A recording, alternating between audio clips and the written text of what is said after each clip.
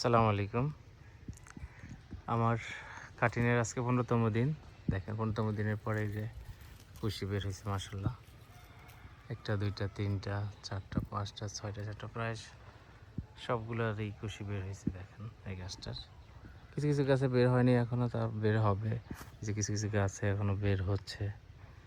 ওকে, দেখেন এই কুশিতে প্রত্যেকটা কুশিতে বলেছিলাম একটা একটা করে হবে, দেখা যাচ্ছে কিনা জানি না। একটা একটা করে থোকা হবে। দেখেন এখানে এই ইয়েতে 3টা থোকা মাশাআল্লাহ। তারপরে দেখেন আরেকটা কুশি, এটাতে একটা থোকা দেখা যাচ্ছে, এইটাতে আরেকটা থোকা ভিতরে আছে। তারপরে এই যে এখানে এটা থোকা আছে। সবগুলো কুশিতে আলহামদুলিল্লাহ একটা একটা করে থোকা আছে। তো এইটাই হচ্ছে ফুড কাটিং দেওয়ার উদ্দেশ্য এইটাই যে কুশিগুলোতে এইগুলোতে যে থোকা বের হবে। এই যে থোকা আছে, এই যে থোকা, এই যে আরেকটাতে এটাতে থোকা।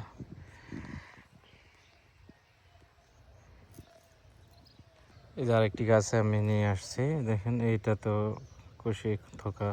এই যে এগুলাতে এই যে কুশি বের হচ্ছে, এটাতে থোকা আছে, ভালো করে তাকালে দেখতে পাবেন এটাতে থোকা আছে মাশাআল্লাহ। প্রত্যেকটা কুশিতে একটি দুইটি তিনটি করে থোকা আছে।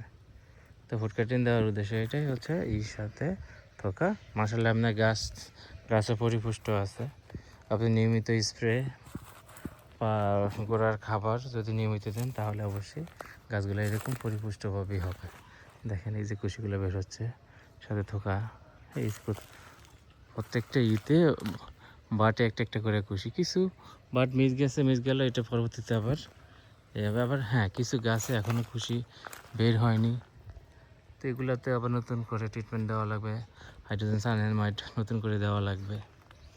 ওকে, আমি আরেকটি গাছ, এই গাছটির গোড়া থেকেই হচ্ছে কুশি। দেখেন একদম গোড়া থেকেই কুশি বের হয়েছে। এই যে থোকাও বের হয়েছে এই গোড়া থেকেই, দেখেন মাশাআল্লাহ একদম গোড়া থেকেই বের হচ্ছে। এখানে আরেকটি গাছে এখানে এটাতে কুশি বের হচ্ছে। এর সম্বন্ধে অন্য একটা প্রজাতির আঙ্গুর।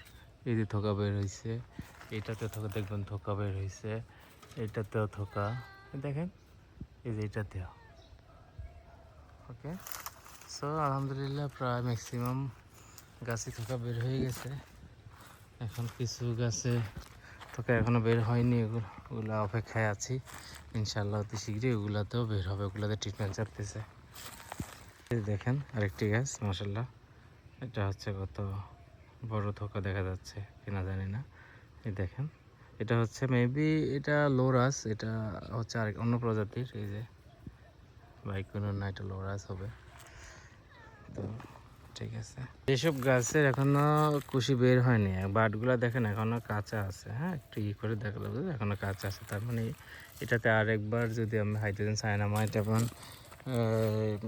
গোড়ায় যে দেখেন গোড়ায় যদি আমি দিই, এই 3 দিন পর পর পানি দিই এবং হচ্ছে ঘোড়ার কিছু খাবার হিউমিক অ্যাসিড আর হচ্ছে এসওপি এইসব অল্প অল্প পরিমাণ যদি দিই তাহলে ইনশাল্লাহ এগুলাতেও বাকিগুলোতেও খুশি বের হয়ে যাবে অতি শীঘ্রই। ওকে, সবাই ভালো থাকবেন, দোয়া করবেন আমার প্রজেক্টের জন্য। আমার নাম কাউসার নিহান। আমার প্রজেক্ট হচ্ছে স্বপ্ন কানন, চাঁদপুর সদর মহিষারি গ্রাম থেকে বলছি।